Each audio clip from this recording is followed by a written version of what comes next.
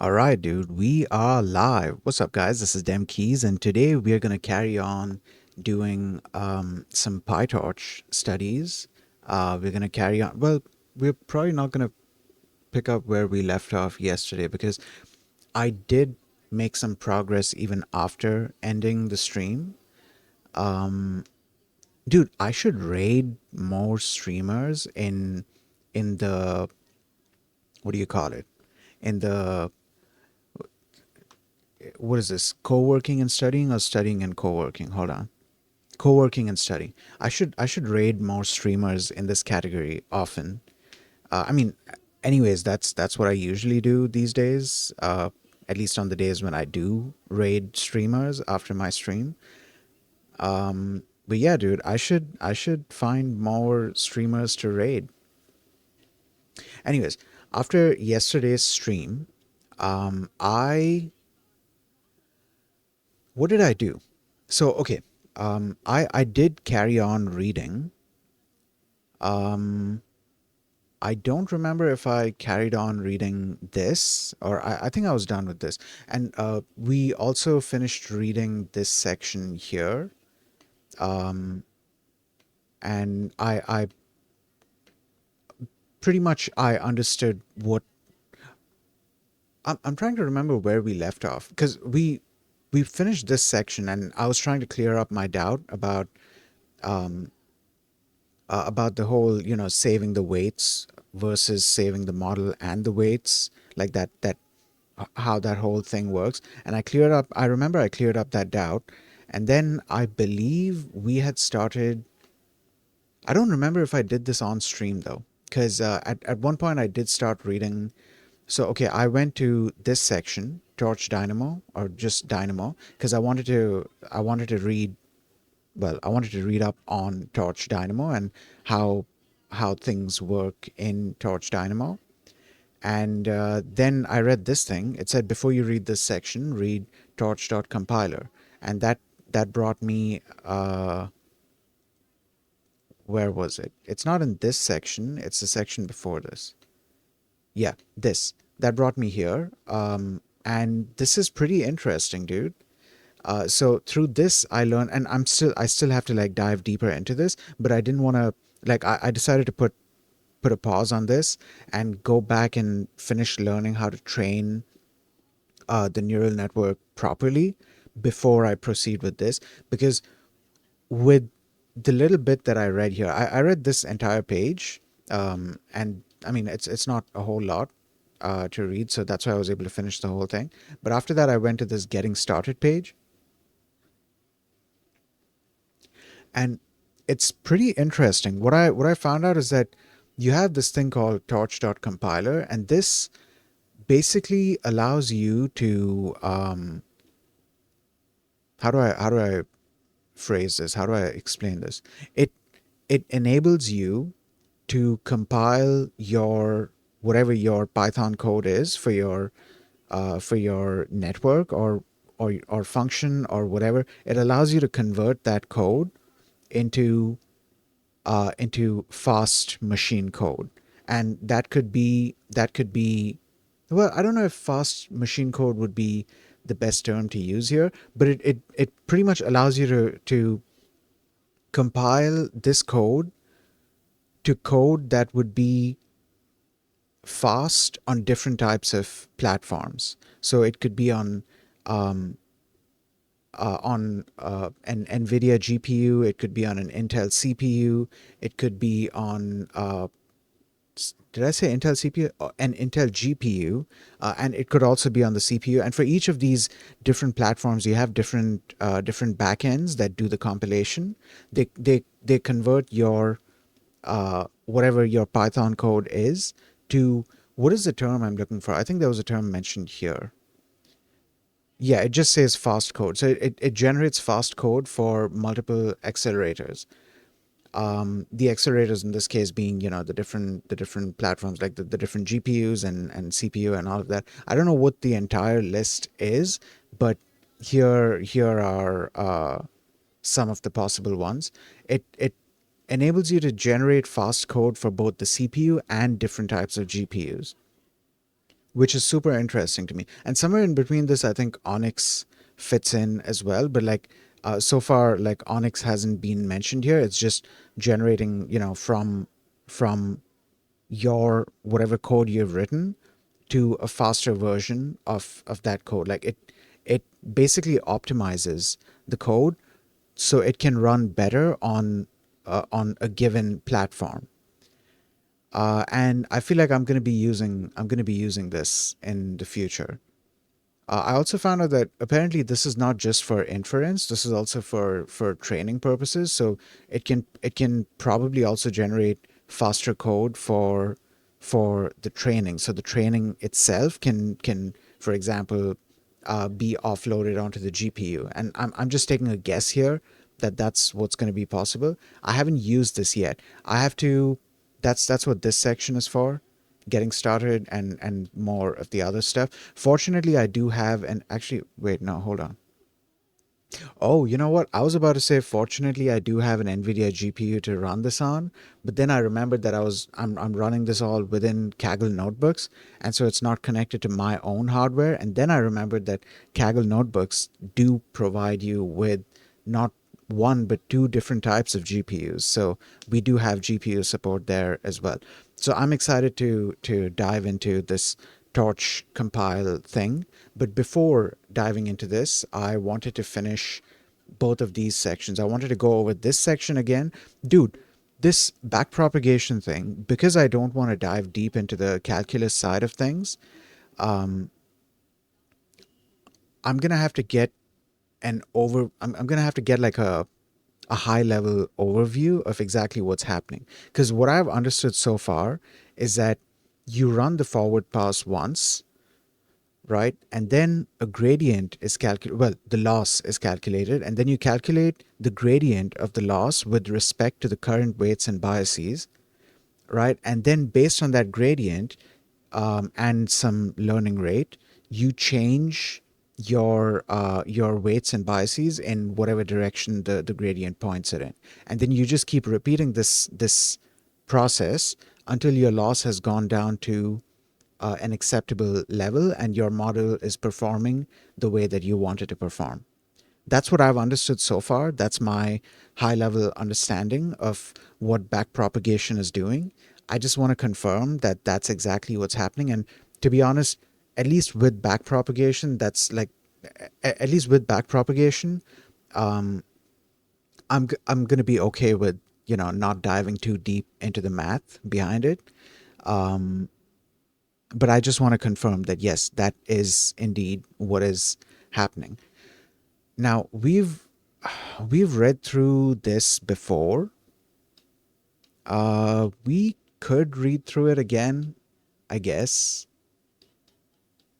or we could go into we could jump directly into training, and then we can go back and take a look at this because we already know what AutoGrad does, right? For me, the main thing would be understanding the process of backpropagation. And wait, are the loss functions covered here? Hold on, because it covers gradients, but like, is the loss function or are the loss I think it's just one loss function covered. I don't know. I'm not sure. I think it's covered. It's covered here. Definitely, it's covered here. Because you have to calculate the loss during the training, right? Okay, yeah. There's the loss function. Oh, also, dude, I need to figure out a way to remember this because I kind of always get confused. Oh, also another thing I found out yesterday is that there's something called timm. Timm, I believe it stands for PyTorch image models. Hold on. Let me look that up so I'm not giving because like the okay, actually I can open this up over here. So I found out that okay, timm basically it's a collection of existing models, like at least based on what the repo said. It's based on their GitHub repo or based on their documentation, I think. Both of them. It's uh, it's a collection of more than 700 models that you can use as sort of like a base for your own models. So like you can use these models as components within your own model, or as backbones for your own models, or whatever. You have these models. Most of them are pre-trained. So like you have weights available as well. I don't know if weights are available for all of them, but definitely a lot of them are pre-trained. So you can either just use the model bare bones, or you can use the model along with its weights, and it's just available to you, which is amazing, dude. Like, this together with transformers, I feel like it gives you an entire massive toolbox of not even a massive toolbox. It gives you a tool a tool shelf, a tool cabinet of uh, deep learning models that you can use for various purposes. Give me a second. It seems like my stream crashed, or maybe it just crashed on the system that I have my stream manager open on. Yeah. Okay. The stream seems to be fine. Yeah. I was about to open up Tim. Give me a second. I need to switch to BRB, and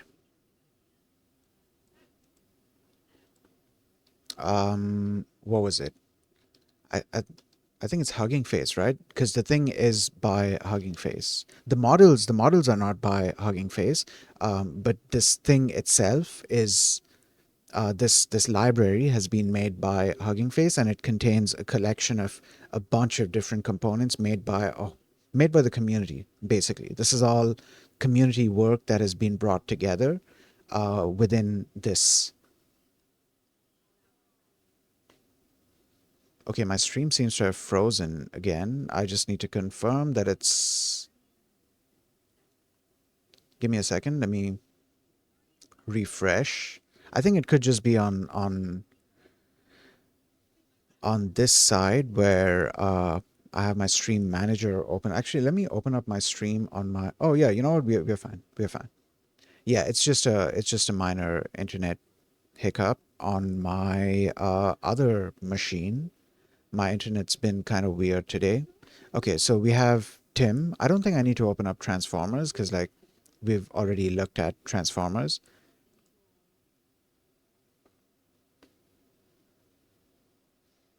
Right. Let me just do this, and then we can read up on this. Okay, here it is. So, Tim, or PyTorch image models. This is what I was trying to remember, because like they created the acronym out of this, so it's Torch image models, and that's what I was trying to remember. So yeah, okay. PyTorch image models, or TIM, is a collection of image models, layers, utilities, optimizers, schedulers, data loaders, slash data augmentations, and reference training slash validation scripts that aim to pull together a wide variety of state-of-the-art models with ability to reproduce ImageNet training results. So since it's called PyTorch image models, I'm guessing it handles, well, okay, it also mentions here pre-trained vision models, collections, and more. So it definitely handles vision related stuff, image related stuff. I'm guessing there's a whole lot of like computer vision related stuff. I need to see if there's also NLP and audio related stuff in here. If there is, great, awesome. If there isn't, then there's of course HuggingFace Transformers, so I can like pull anything from there.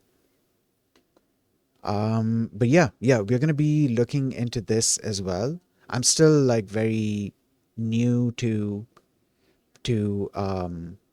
building neural networks, so it's gonna be a little bit before I end up using this library. But the great news, in fact, not just good news, the great news is that Timm is available out of the box in Kaggle notebooks. So whenever I need it, I can just start using it.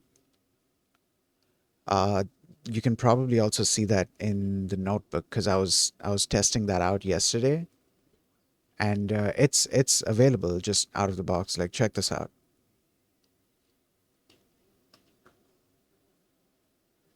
Give it a second to run, and then it should print out the this neural network's structure.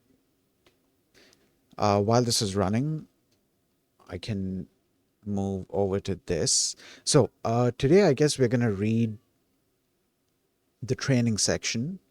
Um, Also, something that I need to, I was mentioning this earlier, dude, I need to find a way to remember um, the shapes, the shapes of the tensors that the neural network is expecting, and also the shape of the weight matrix of the network that the input is being passed into. Because I always have this confusion. Um, Give me a second. Let me open up that linear function documentation. This should be it. I like that. I like that in the code there's a link, so you can like click on various sections of the code, and it'll take you to the documentation for that specific function. But yeah, okay. So this is our wait. Is this done executing yet, or nope? It's still doing its thing.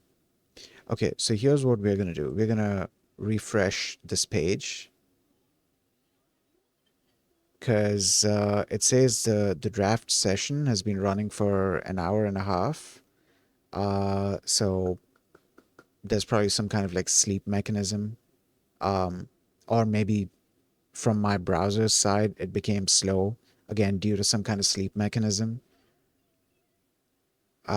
Give I was about to say give me a second, but no, give this thing a second. It says draft session off. Now, is it going to start up by itself? If it doesn't, that's a good thing because I just want to run that one what do you call it? That one cell to show you guys that I'm able to load that one neural network.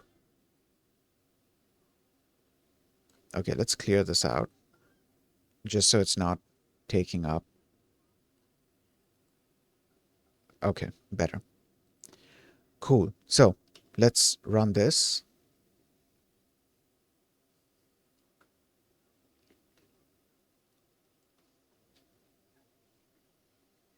And while this is running, what was I doing? Yeah, I was saying, dude, I need to find a way to remember this thing because it always trips me up. The shape thing, it always trips me up. I'm It's a good thing that I know that this is and like I'm gonna have to find a way to remember it.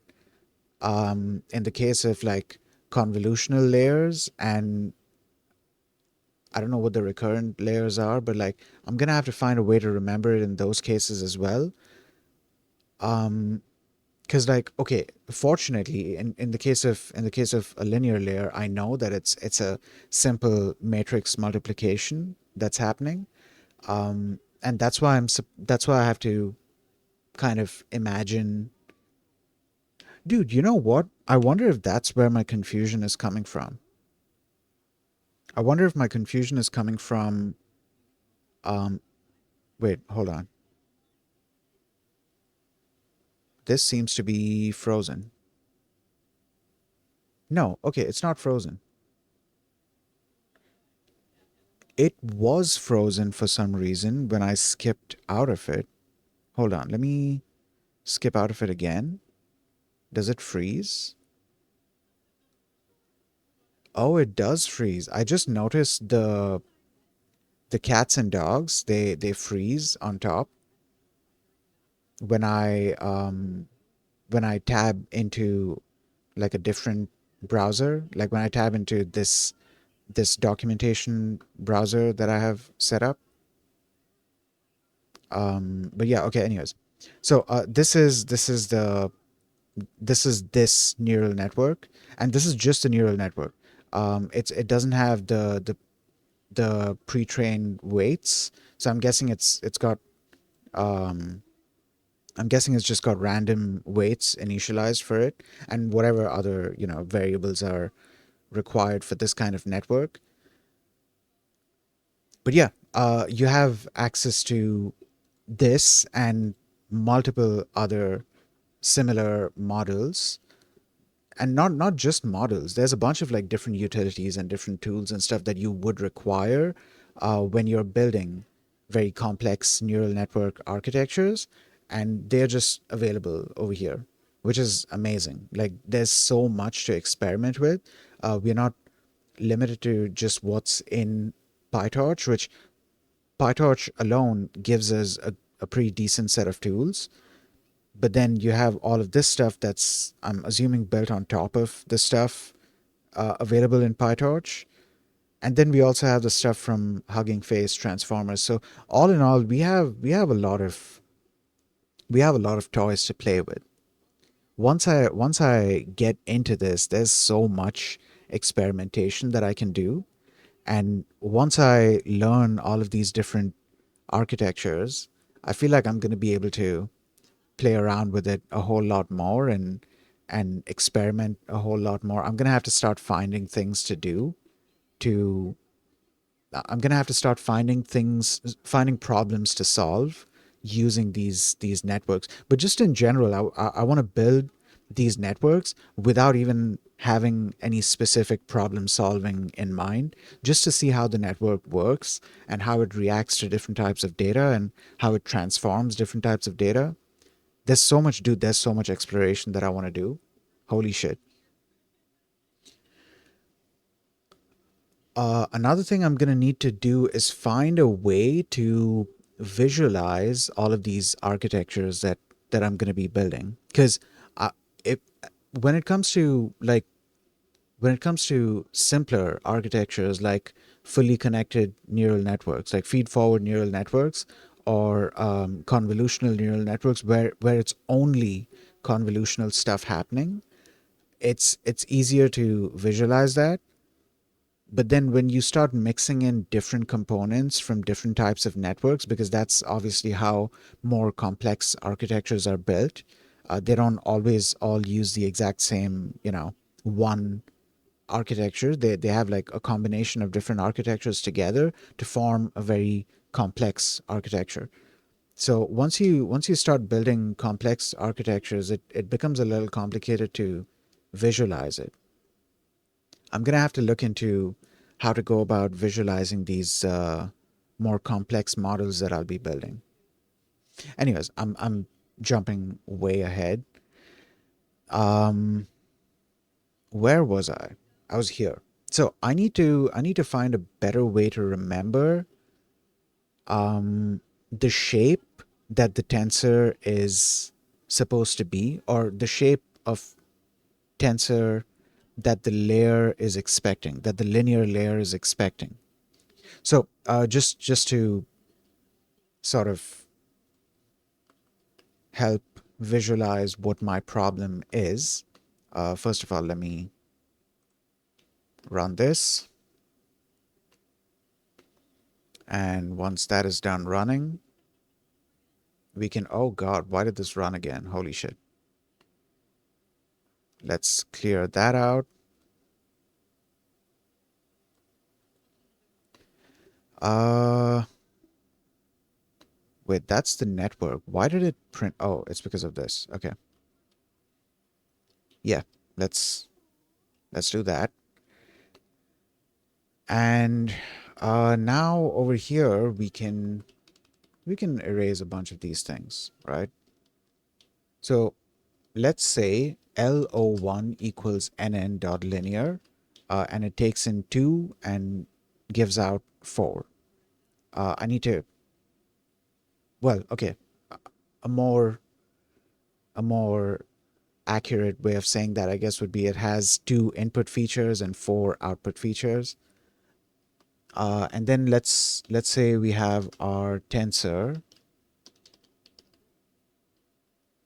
which is of this shape. Now, what I usually get confused about, because like when we, okay, so we're going to pass in our input and then get our result, right?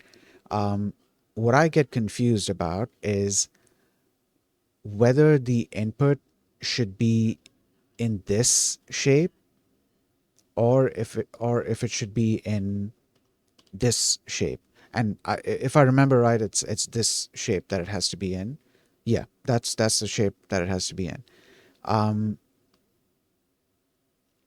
I remember I remember having to visualize all of the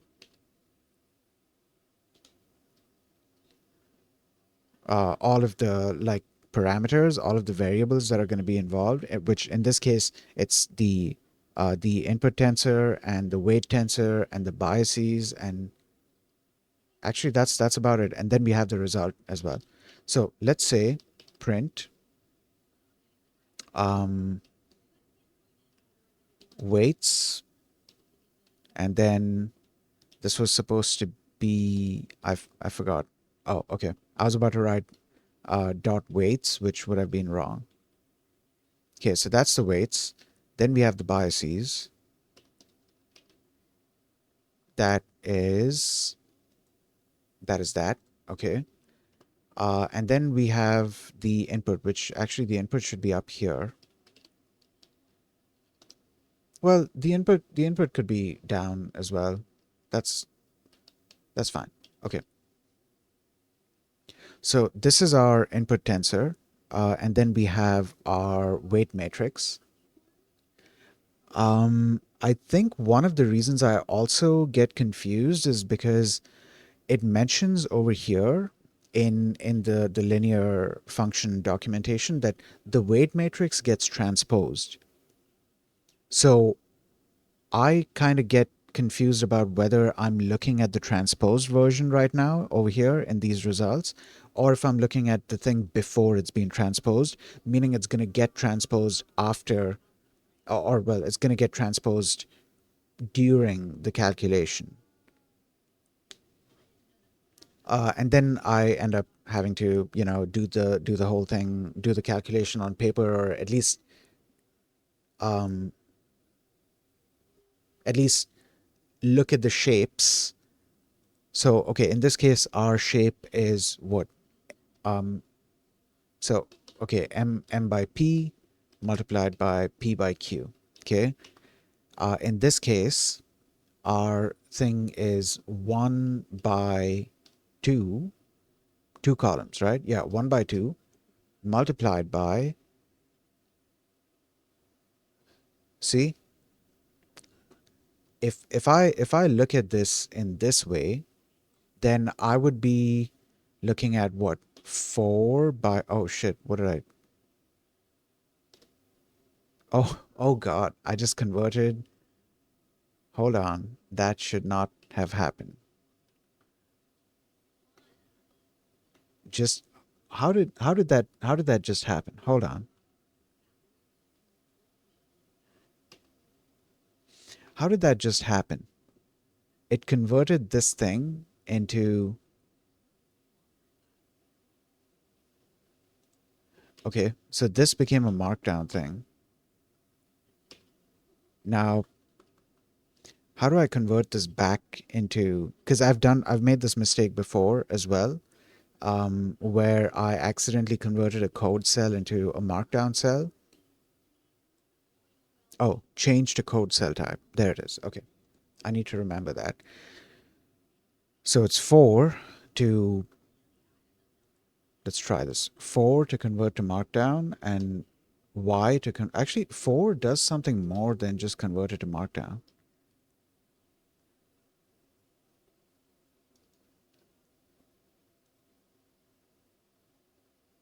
Okay, m changes it to markdown type. So that's m. And then y changes it to code cell type. All right, great. Good to know. Right. So back to the confusion that I was having. So if I'm going based off of this shape, then that means we are looking at a 4 by 4 by 2 matrix, right? So the multiplication doesn't work here. So you see why I end up being kind of confused. It's because the multiplication doesn't work in this case, which means that the weight matrix that we are looking at, it gets transposed, right? And then the multiplication works because an M by P matrix can only be multiplied by a P by Q matrix. And in this case, both the P's match, right? And this is our result. If I'm, oh, wait, I didn't print the result. Okay. So let's print out the result as well. That's RO1. Okay, we can do this on paper. So I'm gonna have to do this mentally. Hold on. I'm gonna have to like mentally visualize this. Oh, you know what I could do? I could print out the transpose, right? Would that works, doesn't it? That's transposed, isn't it? That is, I believe that is transposed. Okay, all right. Now, oh shit, I missed the ad timer. Okay, so there's a 30-second ad playing. I'm gonna take a hydration break and I'll see you guys in 30 seconds.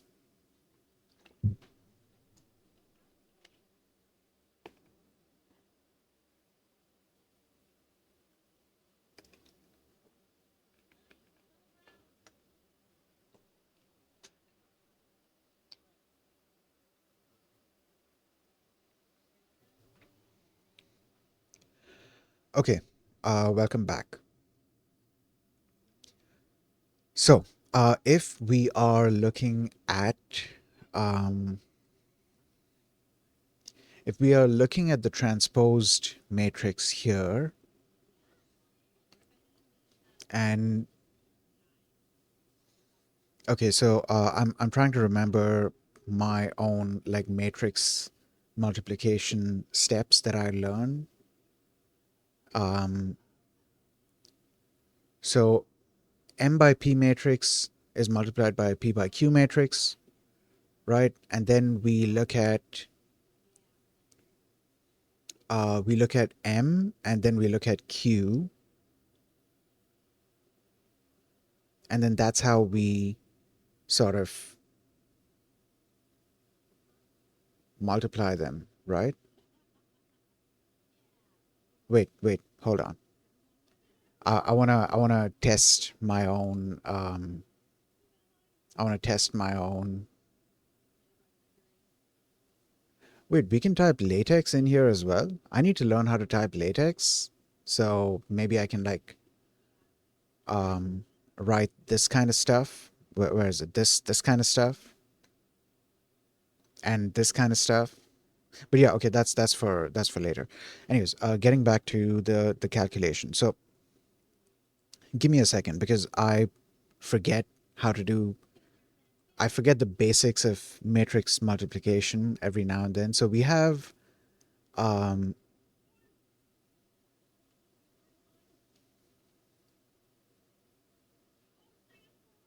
wait, can I do a matrix multiplication real quick right now? Just to, okay, so let's say mat O1 equals np dot array. Wait, what if we multiply? Can we, okay, how do we do matrix multiplication on, okay, PyTorch, tensor, matmul. Okay, so there's a torch.matmul. Does that take, that takes the input, so matrix product of two tensors. Okay, all right. I guess that's it. So we do this. That is our tensor. No, I think it has to be this. Yeah. Yeah. Yeah. I think I'm not sure. Hold on. Okay, so that's matrix 1, and then this is matrix 2, in which we provide, oh yeah, okay, hold on. Yeah, that's why we need, okay, all right. So if I've done this right, then mat03 would be what, torch.matmul, mat01 and mat02, and then we just print out mat03. The answer is that. Okay, let's make this multi-dimensional. So let's say 3 and 4, and then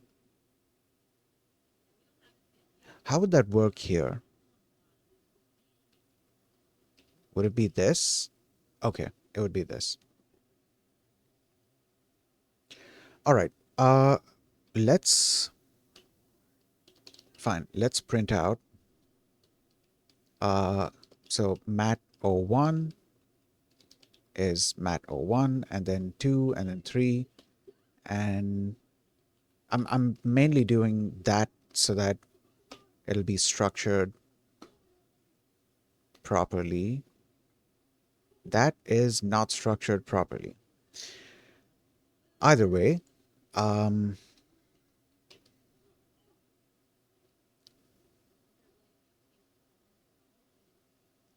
hold up. I am missing something here. I just realized something.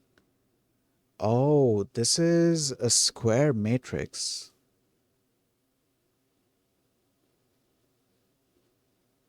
Both of these became square matrices. So that's not what I was trying to do. That's not what I was aiming for. Okay. Right. Let's go back. There is an issue there. Okay. So this is what we are looking at, right?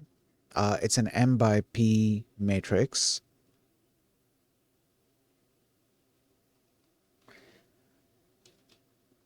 Now, if I want to increase this, oh, that's what I was supposed to do. Yep, that's my fault. That's okay. That's not going to give, like, that's still going to give one value, right? Yeah. Okay. Right. So if we follow the M by P and P by Q, okay, so we have M by P multiplied by P by Q. In this case, M is 1 and P is 3, and then in this case P is 3 and Q is 1, and that is why the multiplication is possible. And when we are doing the calculation, I'm trying to remember how we would go about doing, like, how we would go about. Oh, I think I remember. Wait. So what we would do is the resulting matrix is going to be an M by Q matrix, right? And so what we do is we take M from the first matrix, which would be the entire row, right? And then we take Q from the second matrix, which would be the entire column, and then we do element-wise multiplication between each of the elements, which in this case would mean 1 multiplied by 1, and then 2 multiplied by 2, and then 3 multiplied by 3, right? And then we take the sum of all of those products. And in this case, that would mean, 1, 4, 5 plus 9, which would be 14. And that's why we get 14 here. Okay, so now I remember how to do this. Great. So the one thing that I'd forgotten was that when we are going step by step, when we are calculating for MQ, what we are pulling is not individual cells from each of the inputs. We are pulling entire rows and columns and then doing element-wise multiplication between them and then taking the sum of the products. If I remember right, that's basically a dot product. Yeah, hold on. Let me just confirm that. Yeah, that's a dot product, right? You you do an element-wise multiplication and then you get a sum of the entire thing. Let me just confirm that. Hold on. How do we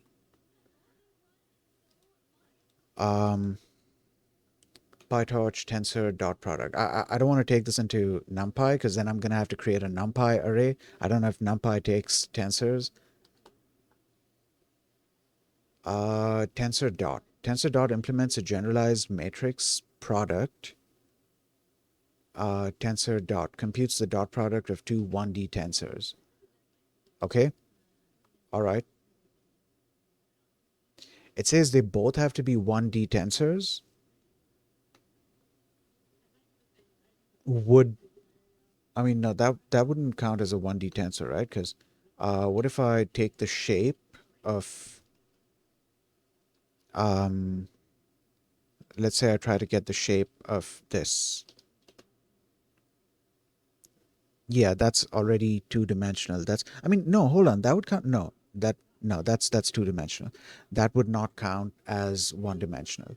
So, what we could do is we could do torch dot dot, I think. Hold on. Where's this from? Okay, torch dot dot. Um, and then we have okay. Unlike NumPy's dot, torch dot dot intentionally only supports computing the dot product of two 1D tensors with this. I could just flatten the tensors. I just realized that. Wait, what happens if I flatten yeah, wait, hold on. What happens if I flatten this? Actually, is there a flattened function for this? Yeah, there is. Okay. It flattens the it flattens the columns. I was wondering if it'll flatten rows uh, with like single columns into just one row, and apparently it does. Okay, so now we can do torch dot dot between mat o1 dot flatten and mat o2 dot flatten, and there is our result. So when we take the row from matrix 1 and the column from matrix 2, and we do an element-wise multiplication between them and then do an addition of the products, that's basically the dot product. I'd forgotten the formula for dot product because I haven't looked at the formula for such a long time. I'm used to just calling a function to do it. So I kind of had to refresh my knowledge on that. Okay, cool. So we take the dot product between those. So if I bring that knowledge into this and redo this calculation here, okay? Uh, so we're looking at the transposed matrix, right? So this is now an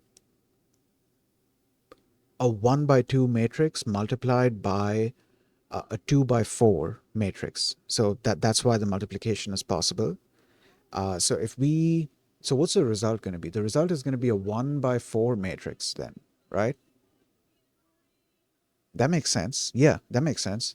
It's going to be a 1 by 4 matrix.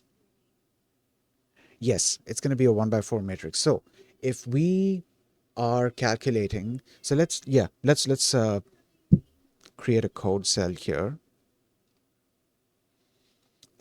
It should just be basically this should be our result, right? 1/4 that's actually the result here as well. We have the result here. We're going to have to factor in the bias as well for each of these elements, which we're going to do.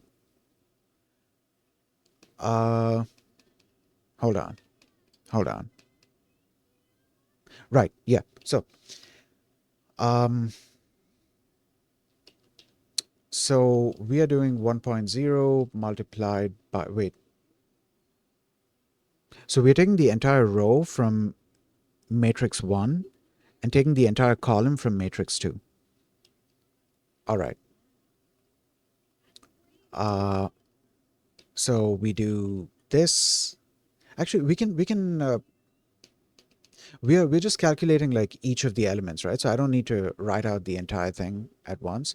So we should be fine. Multiplied by 0.5872 plus 2.0 multiplied by 0.3149 plus the bias, which is this. And that is our first value. Now we can calculate the second value. So let's say r_1, that's that.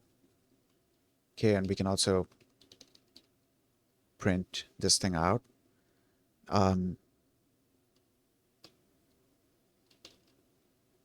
So we can do this and then just repeat that, and we're going to get our result.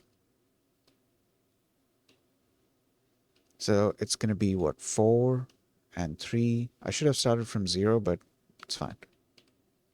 Okay, R2 equals 1.0 multiplied by, so now we are doing the next column, so that's 0.0419 plus 2.0 multiplied by negative 0.5557 plus the bias, which is 0.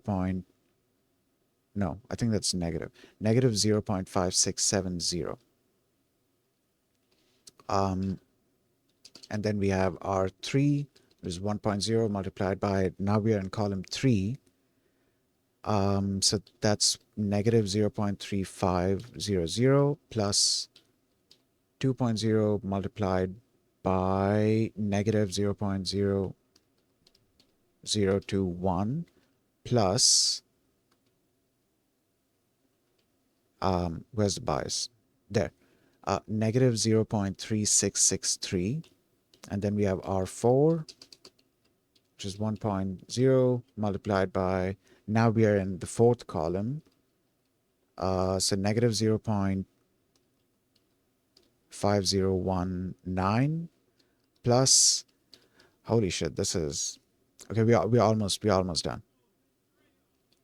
Negative 0.2709 plus the bias, which is 0.3037.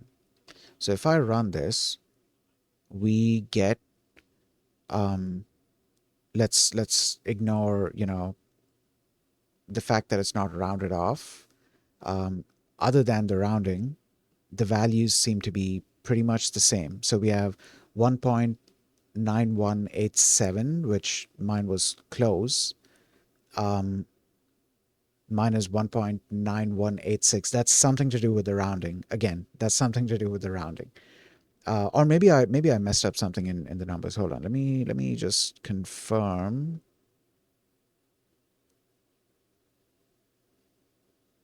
I don't think I messed anything up in the numbers.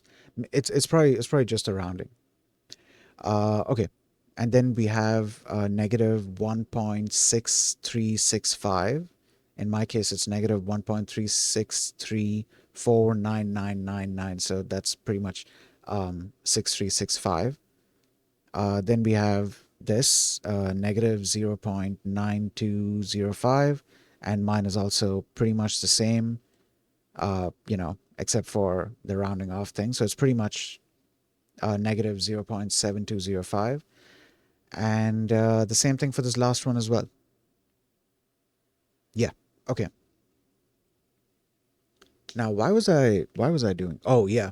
See, this is what I was talking about, where like I end up having this confusion about what shape my input tensor is supposed to be, and the only way that I'm able to make sense out of the calculation is if I actually do the calculation, and that's not a very intuitive way of going about it.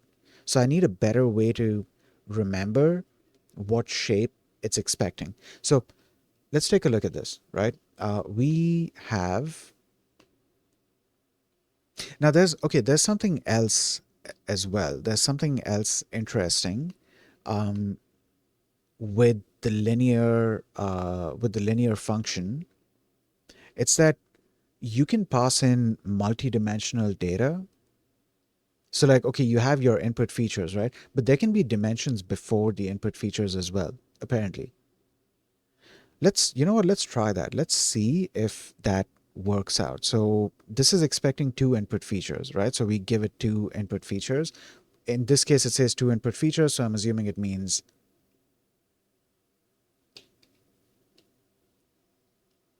wait, would this still work? Because technically it's still that, right? Yeah, it still works. And so if I give it this, that still works as well. And then the result is here. So two input features. I think a good way for me to remember this would be that if it's two input features, it is expecting two columns. So the number of features is the number of columns. I don't think that's a good way to remember this, because what if it's multidimensional data? Though I don't think, at least with a feed forward neural network, I'm not sure if it's ever going to be multidimensional data unless we are passing in like batches of data at once. Not batches, unless we are passing a batch of multiple data at once, then yeah, it's going to be multidimensional data, but it's still like individual, data things. Because like even in the example, passing in when we are passing in the image data into the network, we first flatten the array. So it's like one long array of values, and then that gets passed into the linear layer, which let me show you.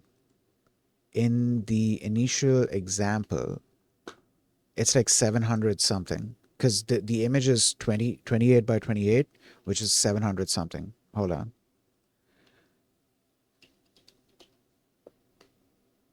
Yeah, 784.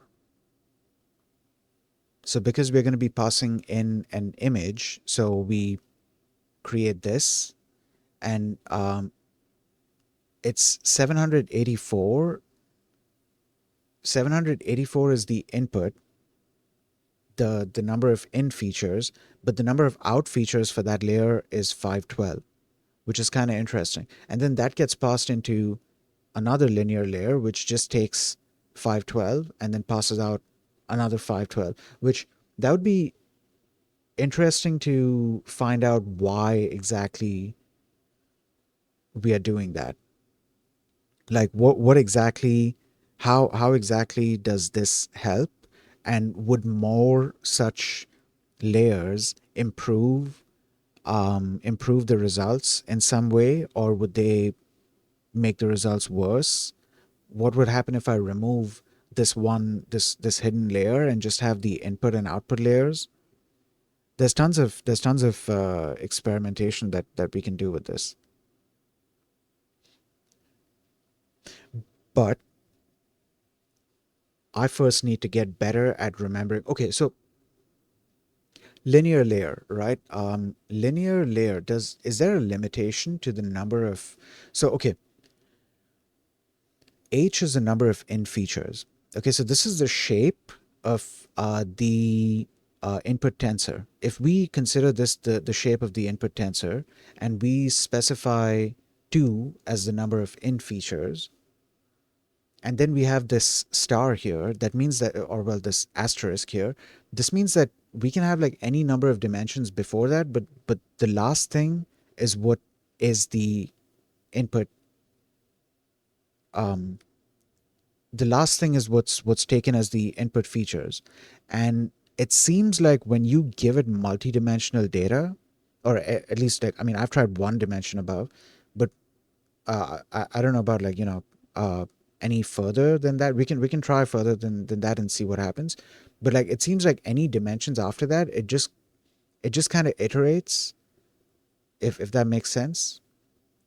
Like it just considers that entire thing as a batch, and then it's gonna process all of those batches of data. Uh,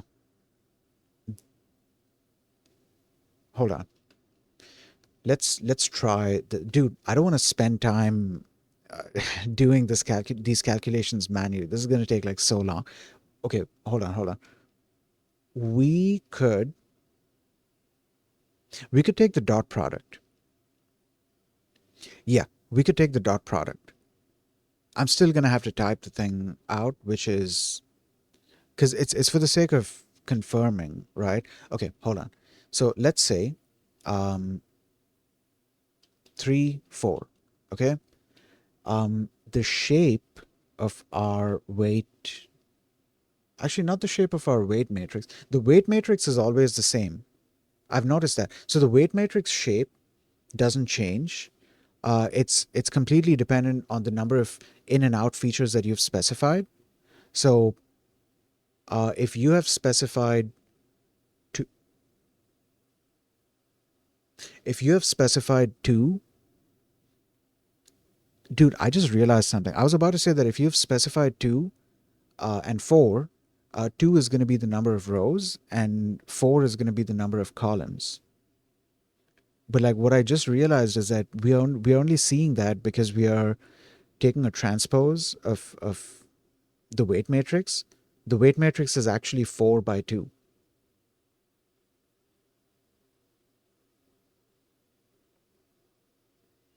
That's something I need to explore later on. But okay, so here we have what are we looking at? We are looking at a 2 by 2 matrix, right? Let's print out the shape. Oh, we can probably print out the shape here itself. No, I don't think that's a good idea. Uh, Input shape is io1.shape. I don't think that's a function. Okay, that is our shape, and we are able to pass that in, and then based on that, we get our results as well. So it respects the number of dimensions, or it respects the dimensionality of the input tensor. Now let's add an extra dimension in here. So now let's make things a little complicated. Okay, let's do this and then that. And that seems to work as well. And it returns, okay, hold on. So I need to understand the shape of what is being returned. Because it's supposed to return 4 out features, right? That's a fixed thing. But then it's also respecting the dimensionality of the input. It's supposed to return 4 out features. Yeah, yeah. Okay. So what we have here is we gave it a 2 by 2 by 2 matrix, and what it returned is um is I'm okay, hold on. What I'm just taking a guess here. It is a 2 by 2 by 4 matrix because that's the number of out features that we had specified, right? Let's also do a shape thing for this. result shape equals r dot shape, or ro1 dot shape. Right. Okay. So then, okay, the very like dim zero, basically dim zero is all that matters. Dim zero is going to be the in feature in features.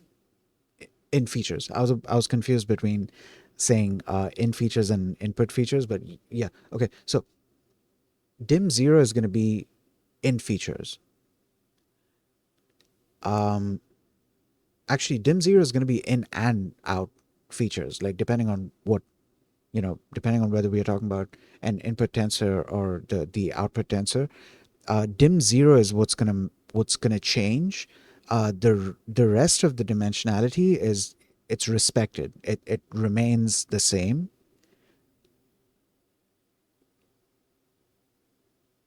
Okay. All right. Okay. So, dude, I need to find a way to remember this, because I feel like I come back to this over and over again, and I keep forgetting that this is what's happening. I need to practice this multiple times so that I kind of get I kind of get the pattern in my head, that okay, this is what's happening, because otherwise I'm going to be going on a sort of exploratory journey each time I come back to this, and that's just not going to be, um it's not going to be very it's not going to be a good use of my time, because I'm just having to relearn the thing over and over again, because I forget that, hey, this is how the thing is working. Something, okay, so something that I feel like I need to write down notes about how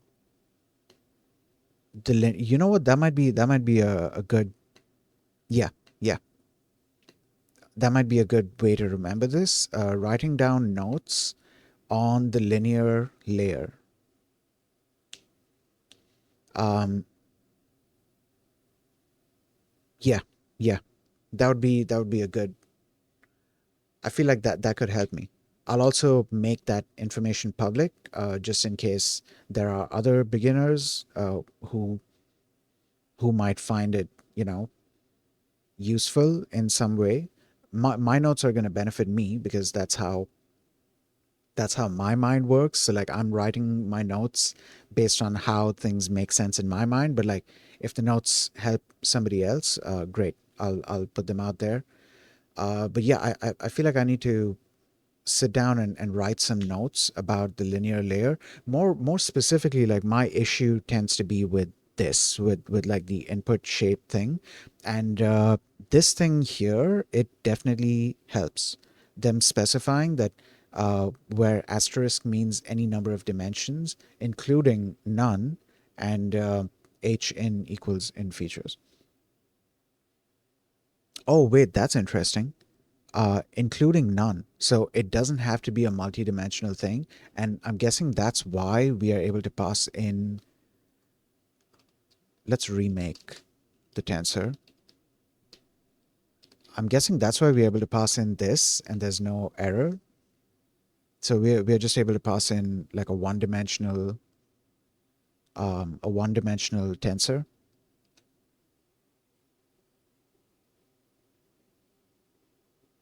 Yeah. Okay. Okay.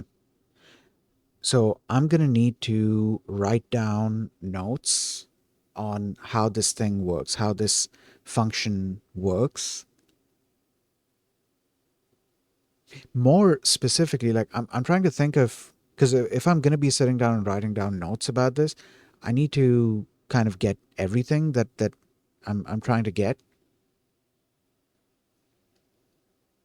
And right now the only thing that I need to get is, I keep saying get as if it's going to make sense to everyone else. Right now the only thing that I need to note down is specifically to do with the shape of the input tensor and how the calculation is handled.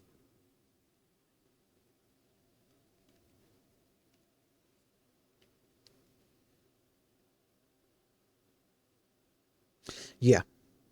Okay. What else was I gonna do? Dude, we were supposed to look into the whole training thing here. It's basically just the training loop because the network is already defined. I think I can redefine the network. Um, I've I've I've sort of remade this network multiple times now because I've gone over this example a lot of times. Um, so it's mainly the training loop. Oh, so okay. The interesting thing about the training loop is that uh, in the training loop we end up going back to our data set and data loader, and in within the data set, like the data set itself is split up into um, a training set and a test set. So the training set is for, well, training, and then the test set is what you're going to use after the training is done. Um, just to, test out the model. And in between, I believe shuffling is also involved. Apparently, makes makes the model generalize a lot better. I need to find a way to visualize this specific thing as well, so I can understand um, why that happens and how that happens. Because it kind of seems like we are introducing noise into the training just so that the model is able to generate. It's not okay, it's not necessarily noise. It's just like we are shuffling things around so much that the model is not gonna it's not gonna like hold on to a specific pattern. And so because of that, it's going to be able to generalize. Wow, voice crack. It's going to be able to generalize a lot better on newer training data. It's not going to like stick to specific. Oh, actually, I should also look into um, purposely overfitting a model. I want to see what that looks like. Yeah, yeah. I should look into purposely overfitting a model and underfitting also for that matter. But then I guess underfitting would basically just be the model from scratch. Like, you initialize the thing with random weights, and that's underfitting the model. I need to see examples of what overfit words. Hold on. Overfitting. Why was that so hard to say? I need to see examples of what overfitting would look like. At least from what I've understood, and I haven't tested out any of this yet, but at least from what I've understood, overfitting would basically be when the model is it's clinging too much to the training data, and because of that it's not able to perform well on newer data. So when you give it data that it hasn't seen before, it's not able to generalize very well. So in the case of classification examples, that might look like, let's say, a t-shirt doesn't get categorized as a t-shirt, or it doesn't get classified as a t-shirt unless it looks very, very, very similar to the kinds of t-shirts that the model was trained on to call them t-shirts, if that makes sense. Like, that's my understanding of what overfitting would look like. Um,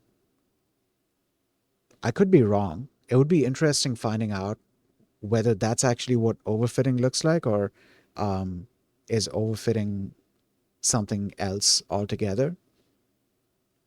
Yeah, yeah. Uh, so after the training is done, where does the test? So this is our training loop, and then this is our test loop to test it on.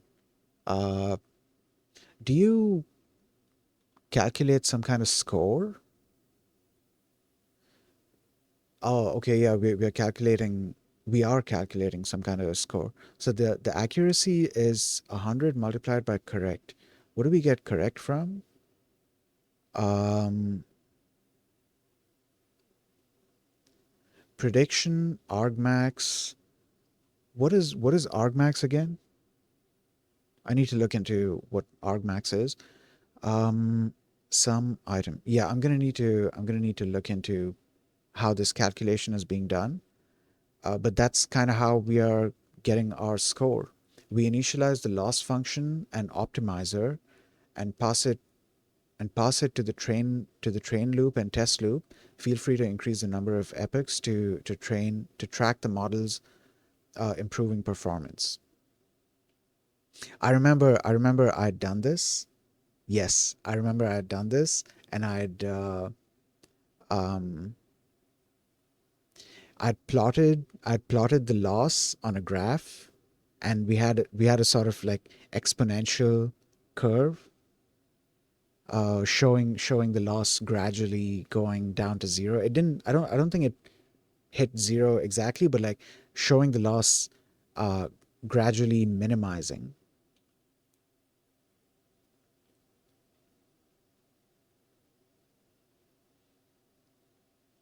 Yeah. Okay. So there is a bunch to explore here, but before I explore this, I kind of want to wrap my head around linear.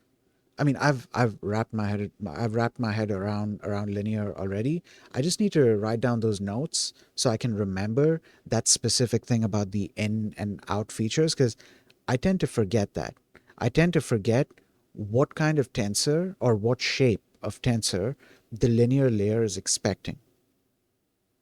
Another thing I need to look into is would the in features always be. Oh, there it is. Okay, so I was wondering, like, would there ever be a situation where the in or out features could be multidimensional? I mean, obviously, if we are passing in, like we can pass in whatever dimensional data, but it only takes dim0 as its in features. I was wondering if the actual in features themselves could be multidimensional, but I think those are different kinds of layers. Hold on, do we have like a linear 2D maybe? Let me check.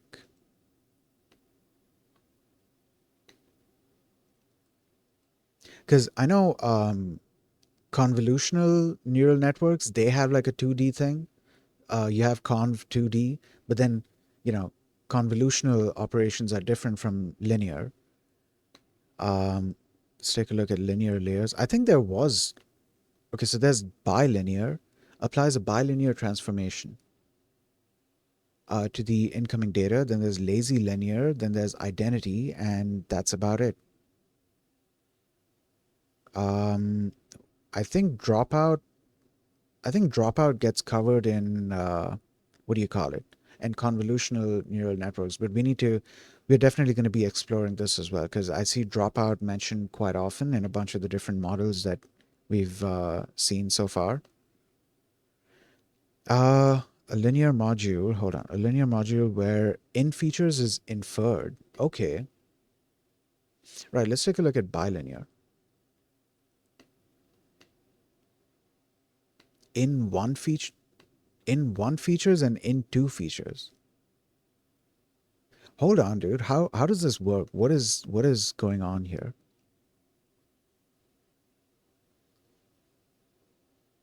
So here we are taking a transpose of, oh, that's, hold on. Wait a minute. So this is a bit different. So here we are able to pass in two inputs to this, and the first input is going to get transposed, and in this case the weights don't get transposed, and the second input also doesn't get transposed. But other than that, it's just, hold on, there's two matrix multiplications happening here. Does the order matter? Because like it seems like we multiply the first input by the matrix, by the weight matrix, and then we multiply that result by the second input, and then we add the bias to the result. I should look into this. Yeah, I should look into where. Hold on, I'm I'm curious about this. PyTorch, when to use bilinear. Understanding bilinear layers. When having a hold on, wait, let me load this page. I could load it up here.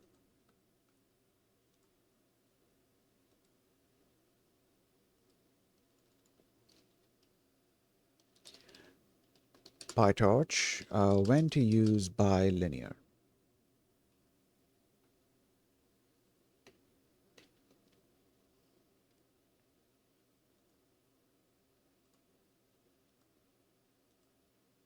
Okay.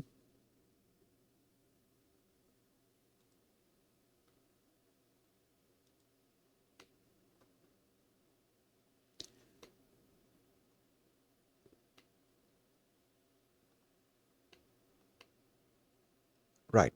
The operation done by nn.bilinear is so and so. Okay. A stored in bilinear weight and B is, oh, okay, that's the weight and the bias. Okay. If you take into account the optional bias, you should obtain the expected results. Okay.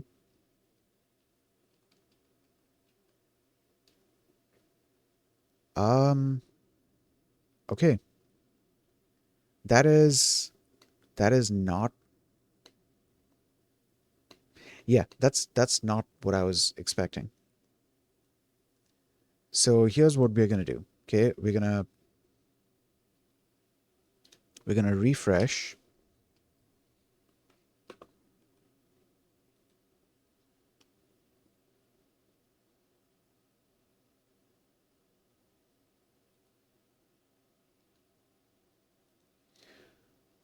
and I'm gonna ask Sonar.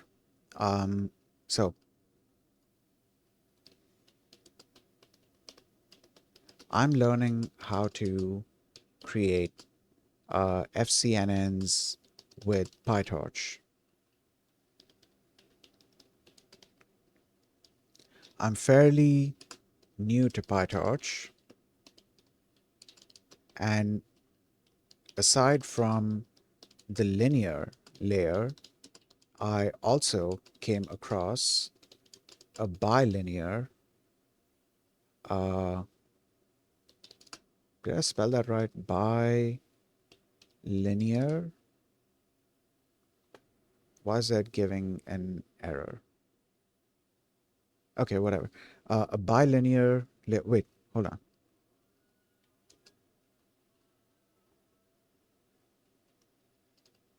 Okay, whatever.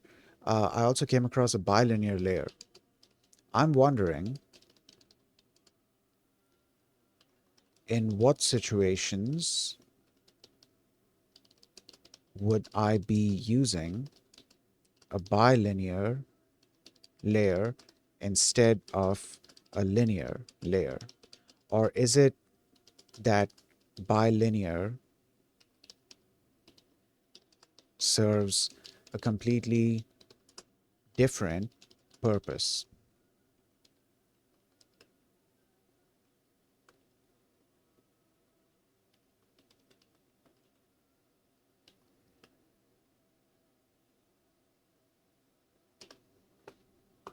Okay, let that do its thing.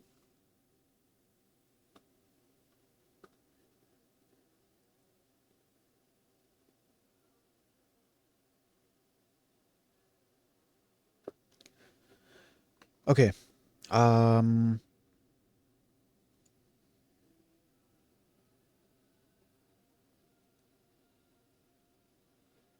all right. So, a bilinear and a linear layer in PyTorch serve distinct purposes and are used in different contexts. Here's a detailed comparison to help you understand when to use a bilinear layer instead of a linear layer.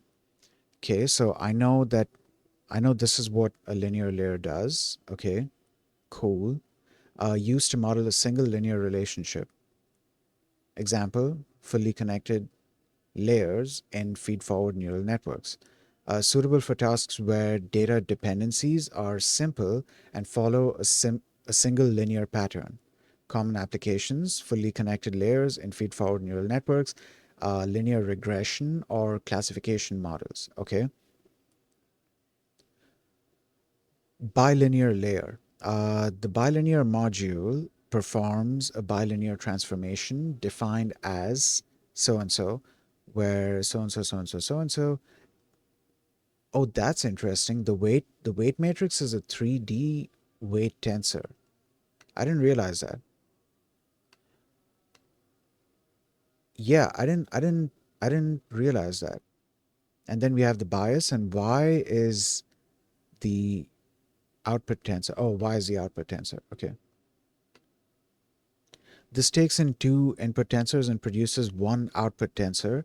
It's designed to model interactions between pairs of input features for two inputs, from the two inputs.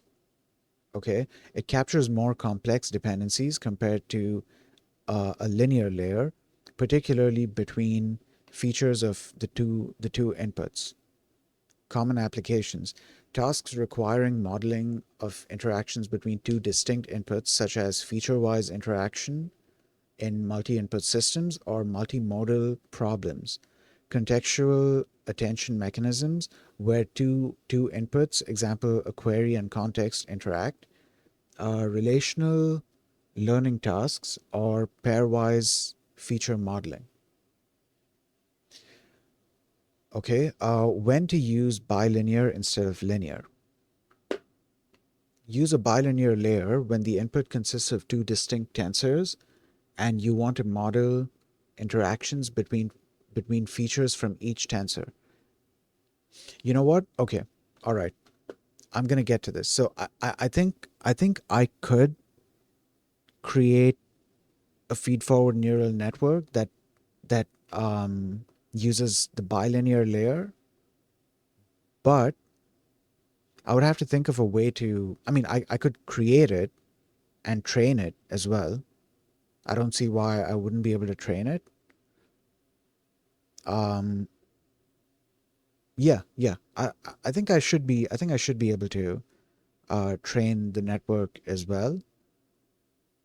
What was I gonna say though? Like, what was the but supposed to be?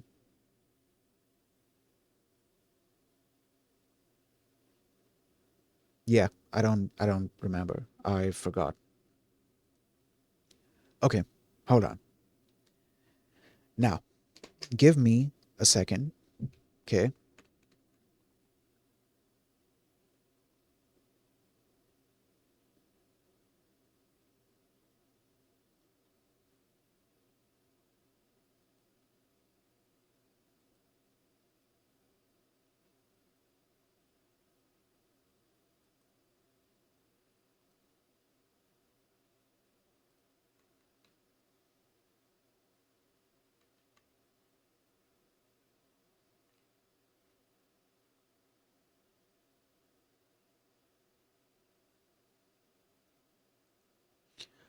All right. Okay. Uh,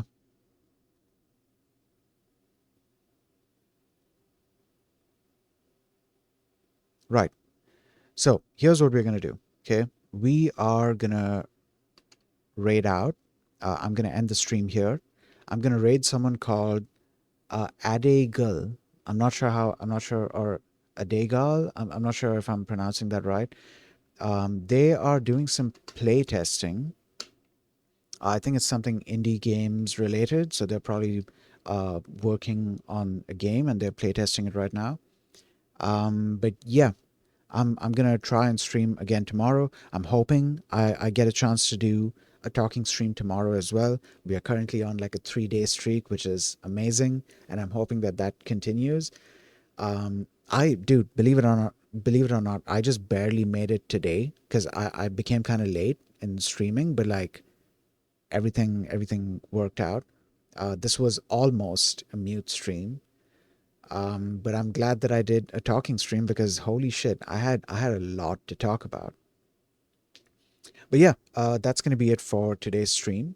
I'm gonna carry on reading this. I'm gonna go ahead and write down my notes for the linear layer, and then I'm gonna move on to the training thing. And who knows, maybe I might finish the training section before tomorrow's stream, which would be awesome because then I can move on to doing other stuff, like torch compile. But okay, enough yapping. I'm going to end the stream here. I hope you guys have a nice day, and I'll see you all next time. Peace.